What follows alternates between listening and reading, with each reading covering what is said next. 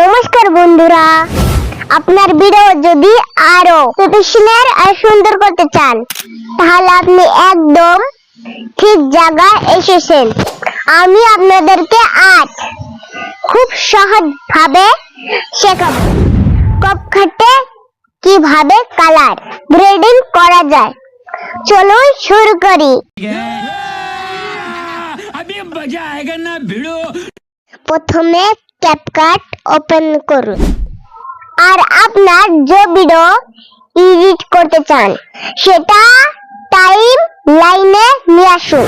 এবার অ্যাডজাস্ট অপশনে এখানে ব্রাইটনেস, কন্ট্রাস্ট, স্যাচুরেশন আর হাইলাইটের মতো অপশন পাবেন।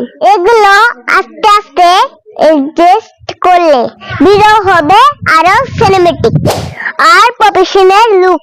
আপনি চাইলে ফিল্টার ইউজ করতে পারবেন, কিন্তু খেয়াল রাখবেন বেশি ইউজ করলে ভিডিও ন্যাচারাল লাগবে না। তো বন্ধুরা, দেখলেন তো মাত্র কয়েকটা সিম্পল স্টেপে CapCut-এর ভিতরে কালার গ্রেডিং করে ভিডিওকে কত সুন্দর করা যায়। যদি ভিডিওটা আপনার ভালো লাগে তাহলে লাইক শেয়ার করতে ভুলবেন না।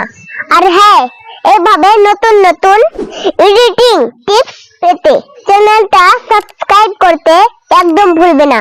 ধন্যবাদ।